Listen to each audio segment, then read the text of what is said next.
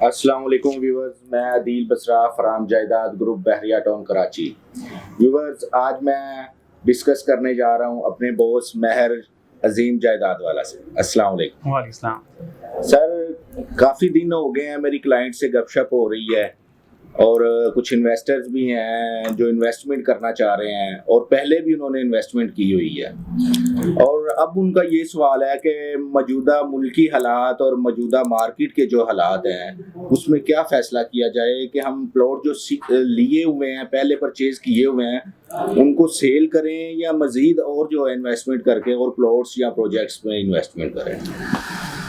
अस्सलाम वालेकुम जायदाद वालों, मैं हूं अजीम जायदाद वाला। जैसे कि अपने अदील बसरा साहब ने सवाल किया, क्योंकि इसको जो सवाल आ रहे हैं या आपके ये सवाल हैं, हम आपके सवालों का जवाब लेके आते हैं एक लॉजिक के साथ, रीजंस के साथ। क्या क्या इसके पीछे रीजंस क्वेश्चन है और उसका आंसर क्या होगा, और उस आंसर में आप अगर आपको कुछ चीज़ समझ आए तो ठीक है, ना समझ तो हमें कमेंट में बताएं।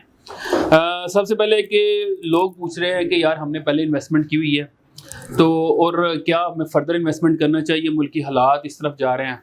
सबसे पहले तो बताता चलूँ कि पूरी दुनिया के हालात ऐसे, हर तरफ महंगाई। आप किसी मुल्क में बैठे हैं, आप देख रहे हैं वीडियोस, ओबियसली महंगाई हर तरफ हो रही है। पूरी दुनिया में एक वेव आई हुई है महंगाई की, इन्फ्लेशन हर तरफ ऊपर जा रहा है।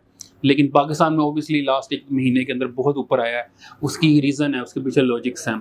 क्योंकि पाकिस्तान को अभी फंड्स चाहिए अपना सिस्टम चलाने के लिए, तो पाकिस्तान अभी कह लें कि आईएमएफ के साथ मुज़ाकरात कर रहा है, और मुज़ाकरात में आईएमएफ हमेशा वो चाहता है कि उसको रिफ़ंड कैसे होंगे पैसे। तो वो अपने अपने पैसों के लिए वो हमेशा गवर्नमेंट के ऊपर प्रेशर डालता है कि फर्दर टैक्स लगाए जाएँ। वो सबसे पहले टैक्स जो ऐसा होता है जो डायरेक्टली या इनडायरेक्टली होता है, वो आपको पेट्रोल पे लगेगा, आपकी जो करेंसी वैल्यू है उसको डीवैल्यू करेगा डॉलर्स में, क्योंकि परचेजिंग हो रही होती है हर चीज़, तो डॉलर बढ़ेगा।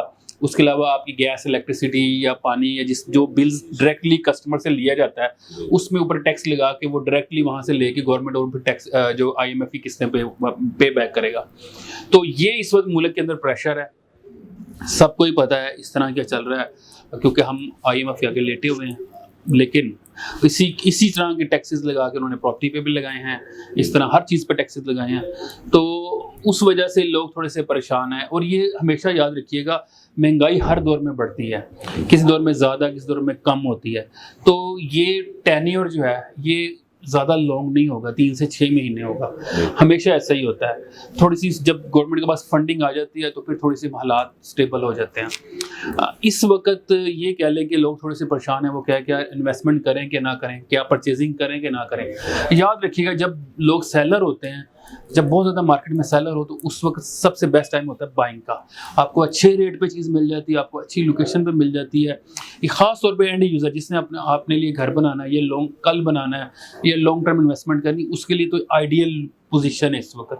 चाहे आप प्लॉट खरीदते हैं, चाहे आप विला खरीदते हैं, चाहे अपार्टमेंट खरीदते हैं, और सबसे बेस्ट टाइम है अगर आप किसी भी प्रोजेक्ट के अंदर इन्वेस्टमेंट करते हैं। क्योंकि महंगाई का जो प्रेशर है, जो महंगाई का अफरात-ए-ज़र जो हो रहा है, वो कमर्शियल प्लॉटों पे बहुत हो रहा है। उसके अलावा महंगाई का जब भी असर आएगा तो कंस्ट्रक्शन के ऊपर आएगा, आपकी कंस्ट्रक्शन कॉस्ट बढ़ जाएगी।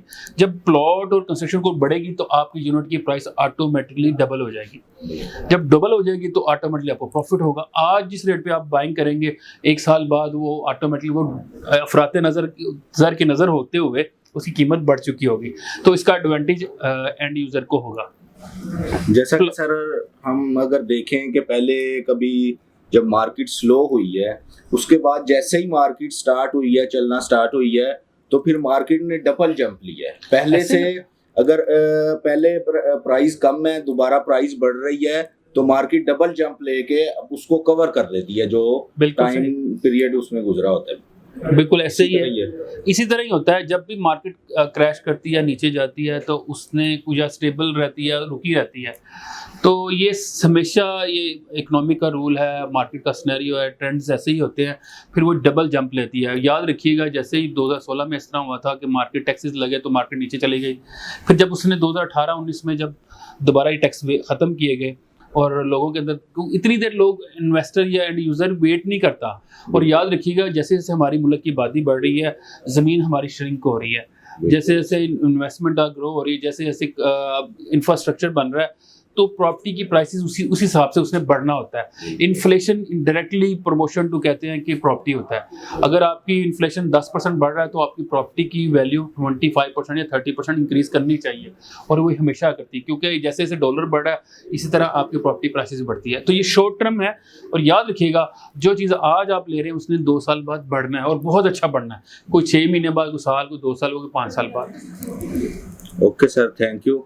आपने अपने कीमती टाइम में से हमें कुछ वक्त दिया और हमारे नाजरीन को अपने तजर्बे से मुस्तफीद किया। अच्छा, मैं इसमें एक चीज़ ऐड कर दूं व्यूवर्स के लिए कि इस वक्त बेस्ट टाइम है, आप फ़ौरन से पहले या ऑफिसेज या शोरूम, ये जो कमर्शियल यूनिट्स हैं और अपार्टमेंट जो इंस्टॉलमेंट पे हैं, इंस्टॉलमेंट के ऊपर आ जाएं या फुल पेमेंट करें, तो या हमारे पास ऑप्शन है। लोग जो कह रहे थे कि हमारे पास प्लॉट पड़े हैं, तो वो उनको हम मर्ज भी कर सकते हैं आपके यूनिट्स की, कमर्शियल यूनिट्स के अंदर जिसकी प्राइसेस बढ़ी है।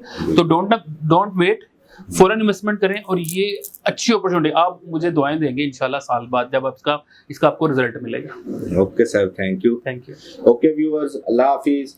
अगर आपको बहरिया में किसी किस्म की मालूमात चाहिए तो आप हमारे नंबर पे कांटेक्ट कर सकते हैं और हमारे चैनल को सब्सक्राइब करें। अल्लाह हाफिज।